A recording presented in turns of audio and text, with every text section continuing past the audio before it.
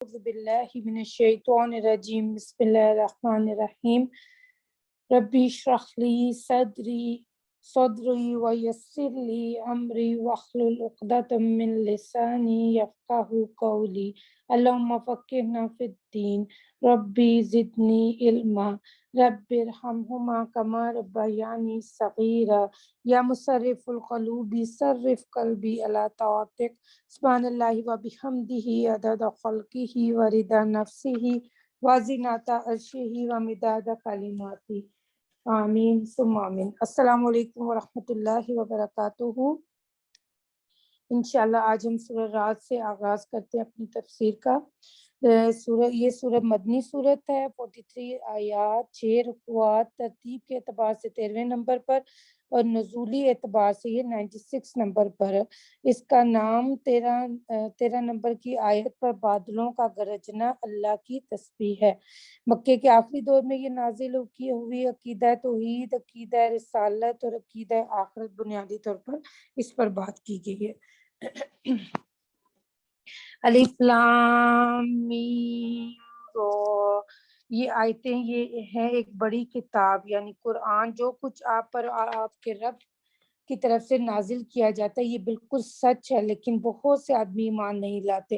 اور اللہ ایسا قادر ہے کہ اس نے آسمان کو بدون ستون کے اونچا کھڑا کر دیا، چنانچہ تم اس کو اس طرح دیکھ رہے ہو، پھر عرش قائم ہوا اور آفتاب و ماہتاب کو کام پر لگا دیے، ہر ایک کے وقت معین پر چلتا رہتا ہے۔ وہی اللہ ہر کام کی تدبیر کرتا ہے اور دلائل کو صاف صاف بیان کرتا ہے تاکہ تم اپنے رب کے پاس جانے کا یقین کر لو۔ اور وہ ایسا ہے کہ اس نے زمین کو پھیلایا اور اس میں پہاڑ اور نہریں پیدا کی اور اس میں ہر قسم کے پھلوں سے 2 قسم کے پیدا کیے، شب سے دن کی روشنی کو چھپا دیتا ہے۔ ان امور میں سوچنے والوں کے واسطے دلائل موجود ہیں۔ اور زمین میں پاس پاس مختلف قطعے ہیں اور انگوروں کے باغ ہیں اور کھیتیاں اور کھجوریں ہیں، جن میں بعض تو ایسے ہیں کہ تنے سے اوپر جا کے 2 تنے ہو جاتے ہیں اور بعض میں 2 تنے نہیں ہوتے۔ سب کو ایک ہی طرح کا پانی دیا جاتا ہے اور ہم ایک کو دوسرے پر پھلوں میں فوقیت دیتے ہیں، اور ان امور میں بھی سمجھداروں کے واسطے دلائل ہیں۔ اور اے محمد صلی اللہ علیہ وسلم، اگر آپ کو تو تعجب ہو تو ان کا یہ قول تعجب کے لائق ہے کہ جب ہم خاک ہوگے کیا ہم پھر از سر نو پیدا ہوں گے۔ یہ وہ لوگ ہیں کہ انہوں نے اپنے رب کے ساتھ کفر کیا اور ایسے لوگوں کی گردنوں میں توق ڈالے جائیں گے اور ایسے لوگ دوزخی ہیں اور وہ ہمیشہ اس میں رہیں گے۔ اللہم لا تجعلنا منہم۔ اور یہ لوگ عافیت سے پہلے آپ سے مصیبت کا تقاضا کرتے ہیں، حالانکہ ان سے پہلے واقعات عقوبت گزر چکے ہیں۔ اور یہ بات بھی یقینی ہے کہ آپ کا رب لوگوں کو خطائیں باوجود اس کے بے جا حرکتوں کے معاف کر دیتا ہے، اور یہ بات بھی یقینی ہے کہ آپ کا رب سخت سزا دیتا ہے۔ اور یہ کفار کہتے ہیں کہ ان پر خاص معجزہ کیوں نہیں نازل کیا گیا، حالانکہ آپ صرف ڈرانے والے نبی اور ہر قوم کے لیے ہادی ہوتے چلے آئے، اور اللہ تعالیٰ کو سب خبر رہتی ہے جو کچھ کسی عورت کو حمل رہتا ہے اور جو کچھ رحم میں کمی بیشی ہوتی ہے، اور ہر شے اللہ کے نزدیک ایک خاص انداز سے وہ تمام پوشیدہ اور ظاہر چیزوں کو جاننے والا سب سے بڑا اور عالی شان ہے۔ تم میں سے جو شخص کوئی بات چپکے سے کہے یا جو پکار کر کے، اور جو شخص رات میں کہیں چھپ جائے اور دن میں چلے پھرے، یہ سب اللہ کے علم میں برابر ہے۔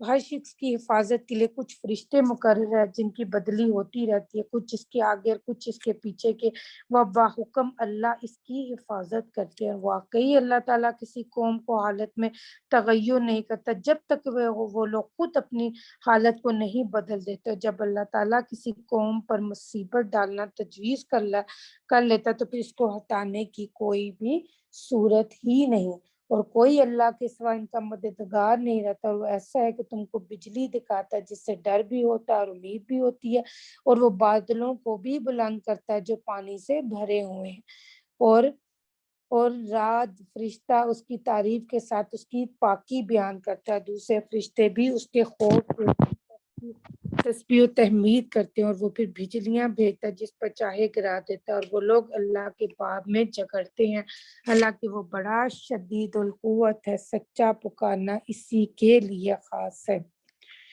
اللہ تعالیٰ یہاں پر ذکر الہی کی اہمیت کو بتا رہے، تو میں کچھ احادیث کے حوالے سے آپ کو ضرور اس کو کلیئر کرنا چاہوں گی۔ حضرت ابو ہریرہ رضی اللہ عنہ نے فرمایا کہ نبی اکرم صلی اللہ علیہ وآلہ وسلم نے فرمایا کہ اللہ تعالیٰ فرماتا ہے کہ میں اپنے بندے کے گمان سے بڑھ کر معاملہ کرتا ہوں، اگر وہ مجھ سے ایک بالش قریب آتا ہے تو میں اس کے ہاتھ قریب اس کے جاتا ہوں، اگر وہ مجھ سے ایک ہاتھ قریب آتا ہے تو میں اس سے 2 ہاتھ قریب ہو جاتا ہوں، اور اگر وہ میری طرف چل کر آتا ہے تو میں اس کی طرف دوڑ کر جاتا ہوں۔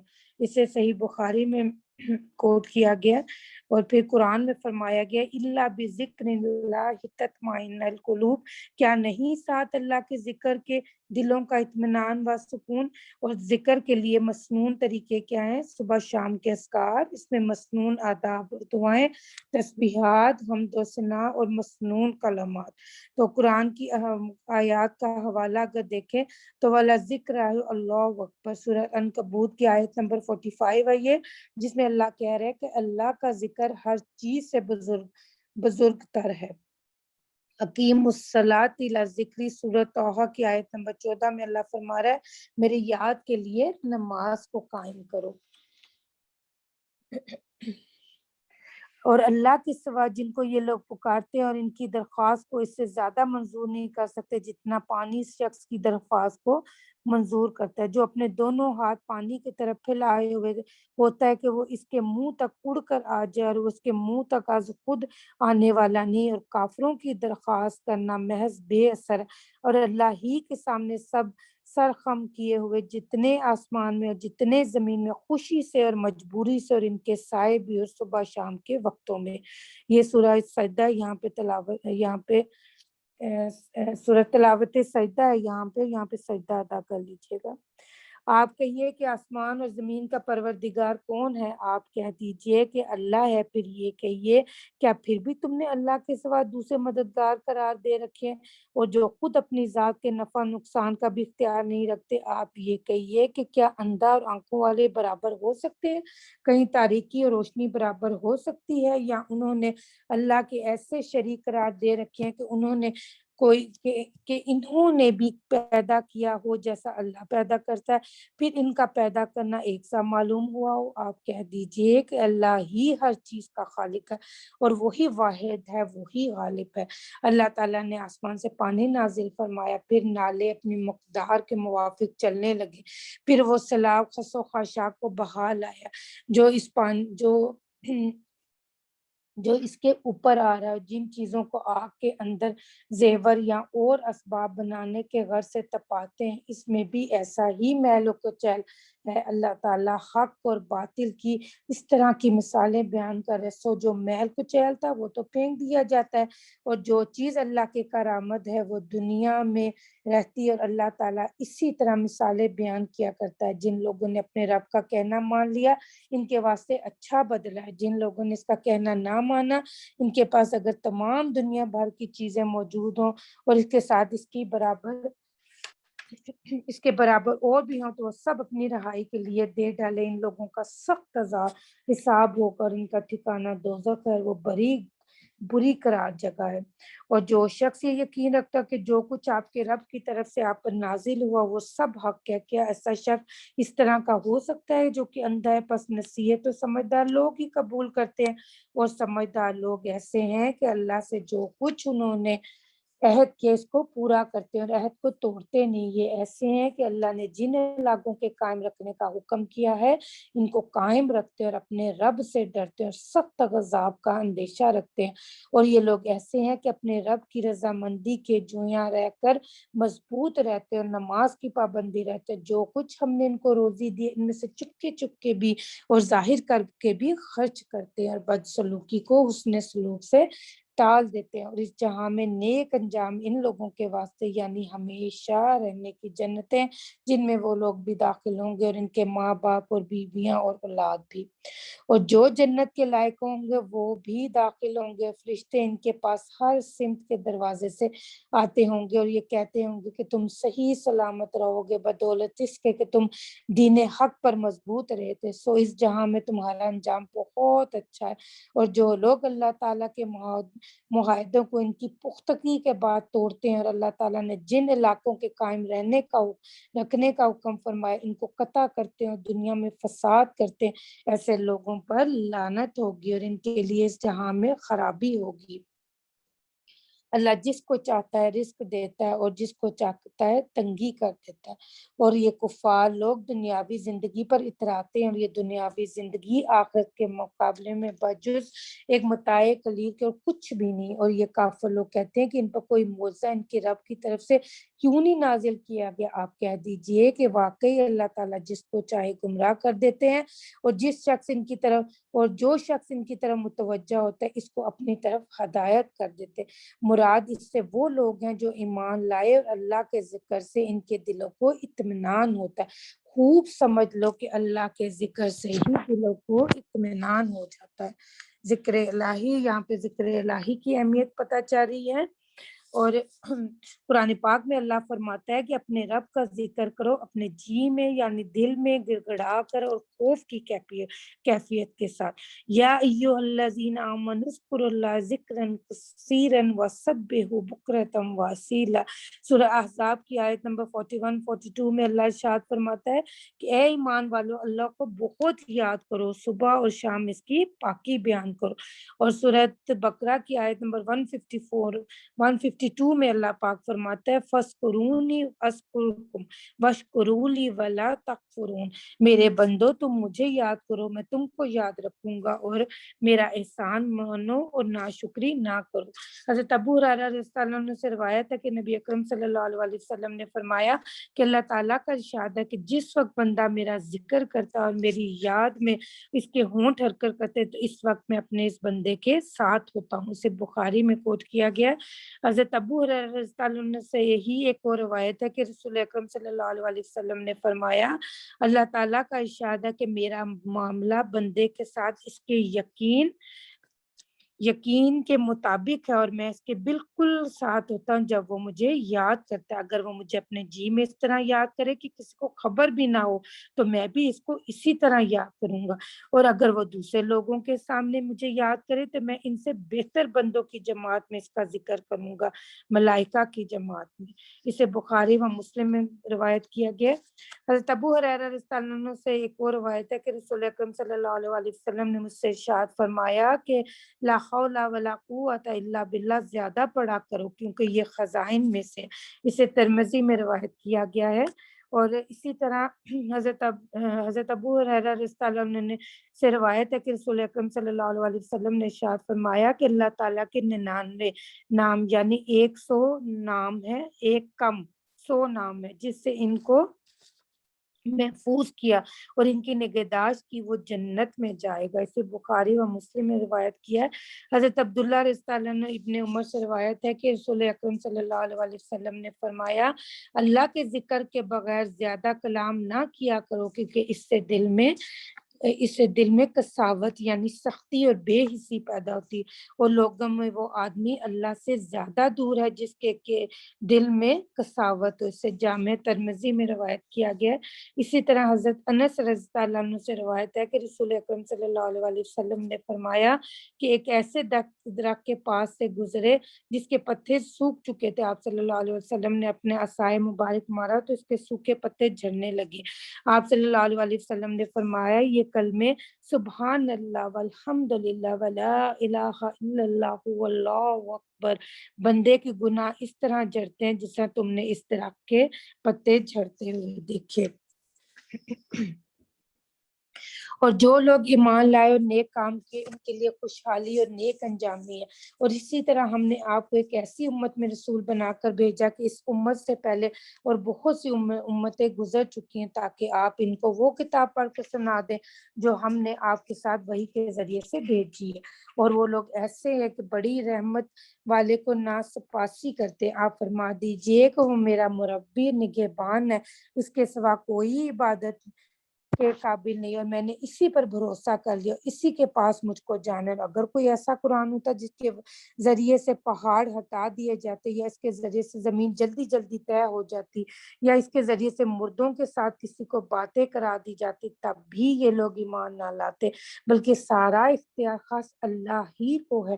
کیا پھر بھی ایمان والوں کو اس بات میں دل جمی نہیں ہوئی کہ اگر اللہ تعالیٰ چاہتا تو تمام آدمیوں کو ہدایت کر دیتا، اور یہ کافر تو ہمیشہ اس حال میں رہتے کہ ان کے کرداروں کے سبب ان پر نہ کوئی حادثہ پڑا رہتا یا ان کی بستی کے قریب نازل ہوتا رہتا، یہاں تک کہ اللہ کا وعدہ آ جائے۔ یقیناً اللہ تعالیٰ وعدہ خلاف نہیں کرتے، اور بہت سے پیغمبروں کے ساتھ جو آپ کے قبل ہو چکے استہزاء ہو چکا، پھر بھی ان کافروں کو مہلت دیتا رہا، اور پھر میں نے ان پر داروگیر کی سو میری سزا کس طرح کی تھی۔ پھر کیا جو اللہ ہر شخص کے اعمال پر مطلع ہو، اور ان لوگوں کے شرکا برابر ہو سکتے ہیں، اور ان لوگوں نے اللہ کے لیے شرکا تجویز کی ہیں۔ آپ کہیے کہ ان کا نام تو لو، کیا تم اللہ تعالیٰ کو ایسی بات کی خبر دیتے ہو کہ دنیا بھر میں اس کے وجود کی خبر اللہ تعالیٰ کو نہ ہو، یا محض ظاہری لفظ کے اعتبار سے ان کو شریک کہتے ہو،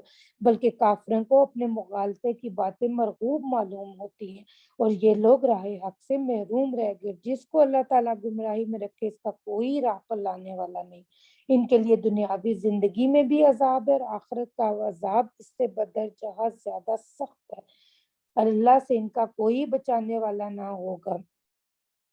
جس جنت کا متقیوں سے وعدہ کیا گیا، اس کی کیفیت یہ ہے کہ اس کے نیچے سے نہریں جاری ہوں گی، اس کا پھل، اس کا سایہ قائم دائم رہے گا۔ یہ تو انجام ہوگا متقیوں کا، اور کافروں کا انجام دوزخ ہوگا۔ جن لوگوں کو ہم نے کتاب دی وہ اس کتاب سے خوش ہوتے ہیں جو آپ پر نازل کی گئی، اور ان کے گروہ میں سے بعض ایسے ہیں کہ اس کے بعض حصے کا انکار کرتے ہیں۔ آپ فرمائیے کہ مجھ کو صرف یہ حکم ہوا ہے کہ میں اللہ کی عبادت کروں، اس کے ساتھ کسی کو شریک نہ ٹھہراؤں، میں اللہ ہی کی طرف بلاتا ہوں، اور اسی ہی کی طرف مجھ کو جانا ہے۔ اور اسی طرح ہم نے اس کو اس طور پر نازل کیا کہ وہ ایک خاص حکم ہے عربی زبان میں، اور اگر آپ اس کے نفسانی خیالات کا اتباع کرنے لگے بعد اس کے کہ آپ کے پاس علم پہنچ چکا ہے، تو اللہ کے مقابلے میں نہ کوئی آپ کا مددگار ہوگا اور نہ ہی کوئی بچانے والا۔ اور ہم نے یقیناً آپ سے پہلے بہت سے رسول بھیجے، اور ہم نے ان کی بیویاں اور بچے بھی دیے، اور کسی پیغمبر کے اختیار میں یہ امر نہیں کہ ایک آیت بھی بدون اللہ کے حکم کے لا سکے۔ ہر زمانے کے مناسب خاص احکام ہوتے ہیں۔ اللہ تعالیٰ جس حکم کو چاہیں موقوف کر دیتے ہیں، اور جس حکم کو چاہیں قائم رکھیں۔ اصل کتاب اسی کے پاس، اور جس بات کا ہم ان سے وعدہ کریں اس میں کا بعض واقعہ اگر ہم آپ کو دکھا دیں، خواہ ہم آپ کو وفات دے دیں، پس آپ کے ذمہ تو صرف احکام کا پہنچا دینا ہے، اور داروگیر کرنا تو ہمارا کام ہے۔ کیا اس امر کو نہیں دیکھ رہے کہ ہم زمین کو ہر چہار طرف سے برابر کم کرتے چلے آتے ہیں، اور اللہ چاہتا ہے حکم کرتا ہے اس کے حکم کو کوئی ہٹانے والا نہیں، وہ بڑی جلدی حساب لینے والا ہے۔ اور ان سے پہلے جو لوگ کافر ہو چکے ہیں انہوں نے تدبیریں کی، سو اصل تدبیر تو اللہ ہی کی ہے، اس کو سب خبر رہتی ہے۔ جو شخص جو بھی کرتا ہے، اور ان کفار کو ابھی معلوم ہوا جاتا ہے کہ اس عالم میں نیک انجامی کس کے حصے میں ہے، اور یہ کفار لوگ یوں کہہ رہے ہیں کہ نعوذ باللہ، پیغمبرنی آپ فرما دیجئے کہ میرے اور تمہارے درمیان میری نبوت پر اللہ تعالیٰ اور وہ شخص جس کے پاس کتاب آسمانی کا علم ہے کافی گناہ ہے۔ سورہ ابراہیم یہ مکی صورت ہے، 99 آیات، 6 رکوعات، نزولی اعتبار سے 54 نمبر پر، ترتیب کے اعتبار سے یہ 15ویں نمبر پر۔ آیت نمبر 80 میں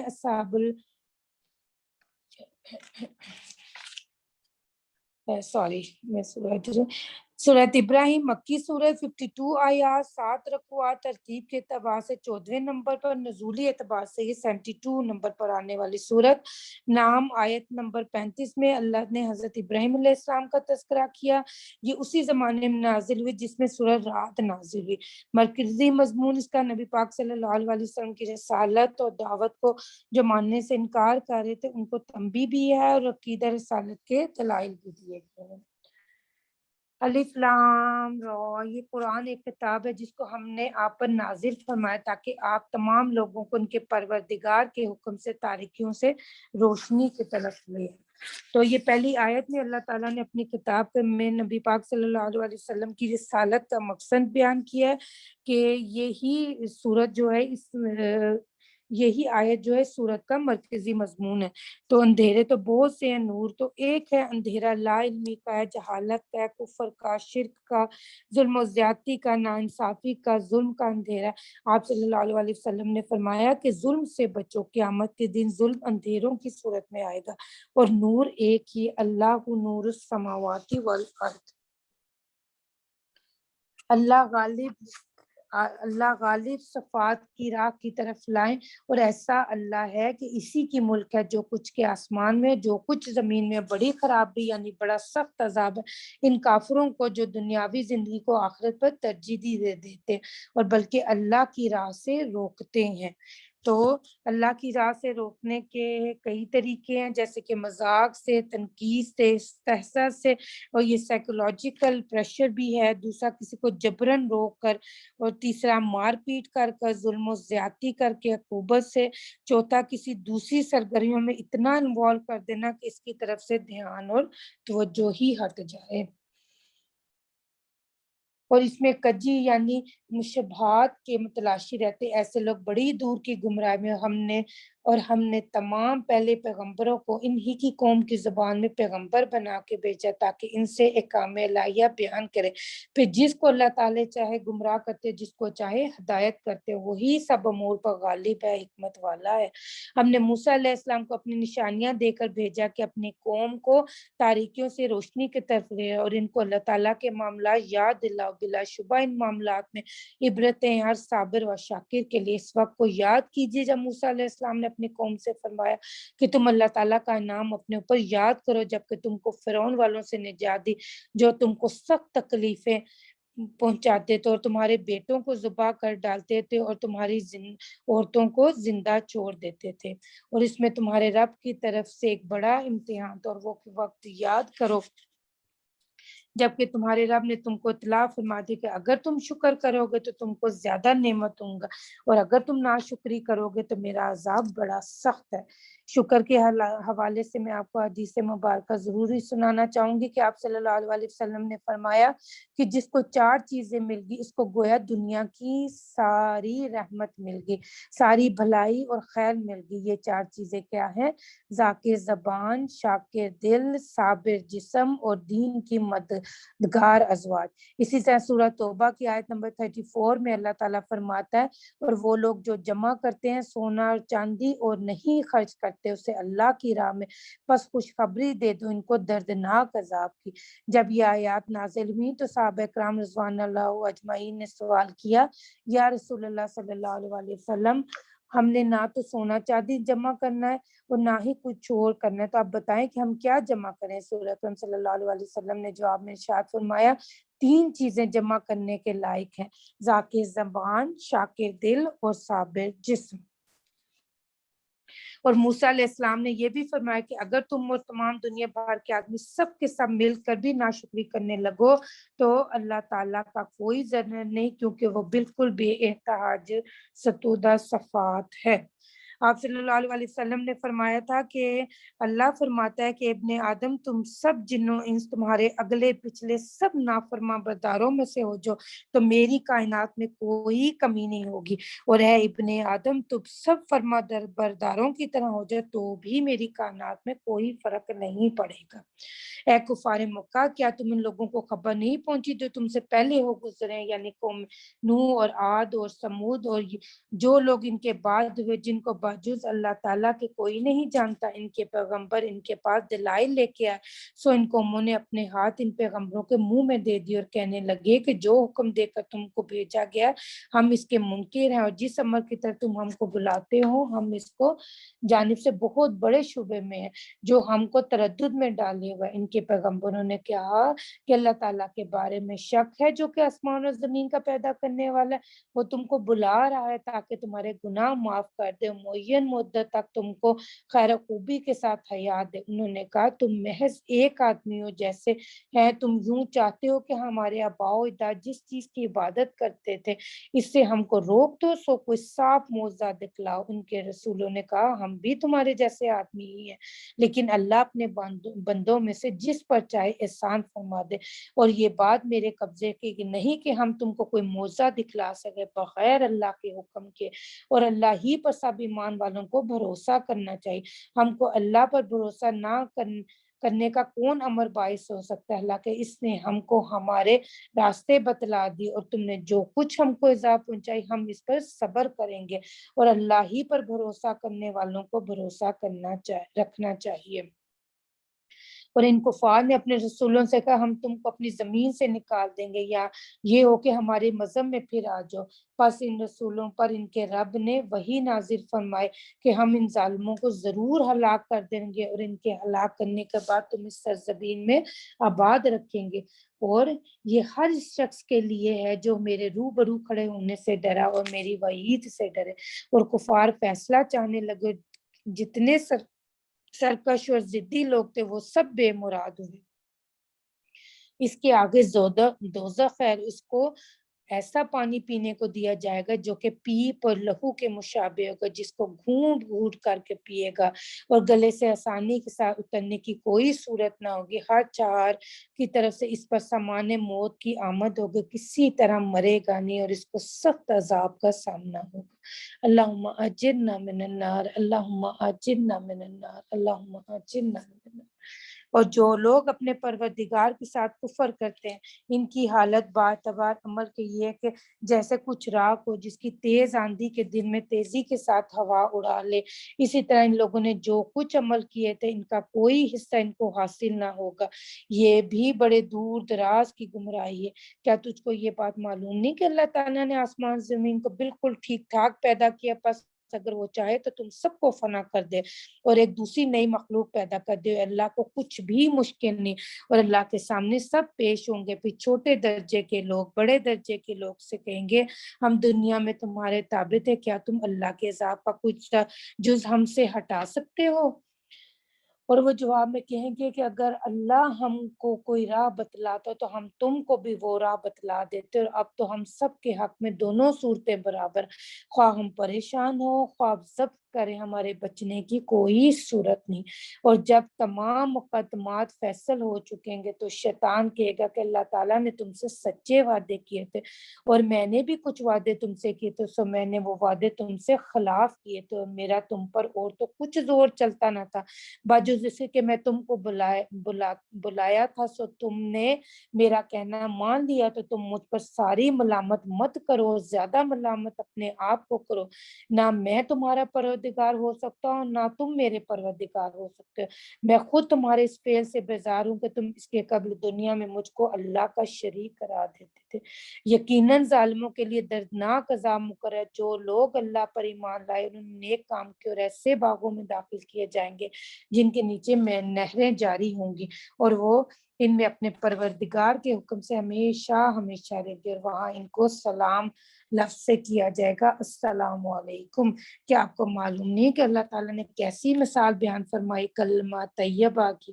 کہ وہ ایک مشابہ ایک پاکیزہ درخت کے جس کی جڑ خوب گڑی ہوئی ہے اور اس کی شاخیں اونچائی میں جا رہی ہیں، وہ اللہ کے حکم سے ہر فصل میں اپنا پھل دیتی ہے، اور اللہ تعالیٰ ایسی مثالیں لوگوں کے واسطے اس لیے بیان فرماتے ہیں تاکہ وہ خود سمجھ لیں۔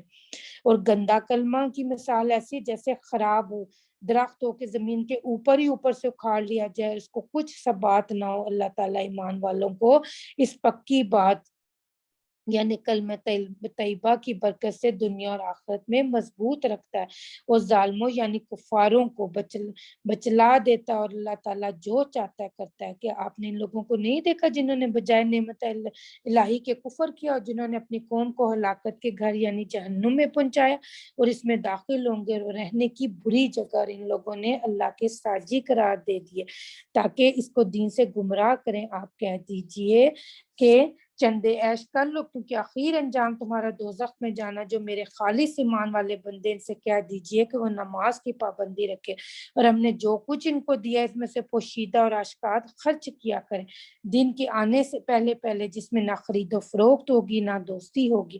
اللہ ایسا ہے کہ جس نے آسمان کو زمین کو پیدا کیا، آسمان سے پانی برسایا، پھر اس پانی سے پھلوں کی قسم سے تمہارے لیے رزق پیدا کیا، تمہارے نفع کے واسطے کشتی اور جہاز کو مسخر بنایا ہے کہ وہ اللہ کی حکم قدرت سے دریا میں چلے، تمہارے نفع کے واسطے نہروں کو مسخر بنایا، تمہارے نفع کے واسطے سورج اور چاند کو مسخر بنایا جو ہمیشہ چلتے ہی رہتے ہیں، اور تمہارے نفع کے واسطے رات اور دن کو اپنی قدرت کا مسخر بنا، اور جو جو چیز تم نے مانگی تم کو ہر چیز دی۔ اللہ تعالیٰ کی نعمتیں اگر شمار کرنے لگو تو شمار میں نہیں لا سکتے، مگر سچ یہ ہے کہ آدمی بہت ہی بے انصاف ہے، بڑا ہی ناشکر ہے۔ جبکہ ابراہیم نے کہا، اے میرے رب، اس شہر مکہ کو امن والی جگہ بنا دے، اور مجھ کو میرے خاص فرزندوں کو بتوں کی عبادت سے بچائے رکھنا ہے۔ اے ہمارے پروردگار، ان بتوں نے بتھیرے آدمی کو گمراہ کر دیا، پھر جو شخص میری راہ پر چلے گا وہ تو میرا ہے ہی، اور جو شخص میرا کہنا نہ مانے سو آپ نے کثیر المغفرت کثیر الرحمت ہے۔ اے ہمارے رب، میں اپنی اولاد کو آپ کے معظم گھر کے قریب ایک میدان میں جو زراعت کے قابل نہیں آباد کرتا ہوں، اے ہمارے رب، تاکہ وہ لوگ نماز کا اہتمام کریں، اور تو آپ کچھ لوگوں کے قلوب ان کی طرف مائل کر دیجئے، اور ان کو پھل کھانے کو دیجئے تاکہ یہ لوگ نعمتوں کا شکر ادا کریں۔ اے ہمارے رب، آپ کو تو سب کچھ معلوم ہے، جو ہم اپنے دل میں رکھے جائیں، جو ظاہر کریں، اللہ تعالیٰ سے تو کوئی بھی چیز مخفی نہیں، نہ زمین میں نہ آسمان میں۔ تمام حمد و ثنا اللہ ہی کے لیے سزاوار ہے، جس نے مجھ کو بڑھاپے میں اسماعیل اور اسحاق دو بیٹے عطا فرمایا۔ حکیم وقت میں میرا رب دعا کا بڑا سننے والا ہے۔ اے میرے پروردگار، اے میرے رب، مجھ کو بھی نماز کا خاص اہتمام رکھنے والا رکھیے، اور میری اولاد میں بھی بعضوں کو۔ اے ہمارے رب، ہماری یہ دعا قبول فرمائیے۔ اے ہمارے رب، میری مغفرت کر دیجیے، میرے ماں باپ کی، کل مومنین کی بھی حساب قائم ہونے کے دن۔ یہ بڑی اہم دعا ہے جو کہ نماز میں بھی رکھی گئی ہے، اس کو ضرور اپنا نماز میں تو ہم پڑھتے ہیں، نماز کے بعد بھی اپنی دعاؤں میں شامل رکھیے۔ اور اے مخاطب، جو کچھ یہ ظالم کافر لوگ کر رہے ہیں اس سے اللہ تعالیٰ کو بے خبر مت سمجھیے، کیونکہ ان کو صرف اس روز تک مہلت دے رکھی جس میں ان لوگوں کی نگاہیں پٹی رہ جائیں گی، دوڑتے ہوں گے، اپنے سر اوپر اٹھائے رکھے ہوں گے، اور ان کی نظر ان کی طرف ہٹ کر نہ آئے گی، اور ان کے دل بالکل بدحواس ہو گئے، اور آپ ان لوگوں کو اس دن سے ڈرائیے جس دن ان پر عذاب آ پڑے گا۔ پھر یہ ظالم لوگ کہیں گے، اے ہمارے رب، یہ ایک مدت قلیل تک ہم کو اور مہلت دیجیے، ہم آپ کا سب کہنا مان لیں گے اور پیغمبروں کا اتباع کریں گے۔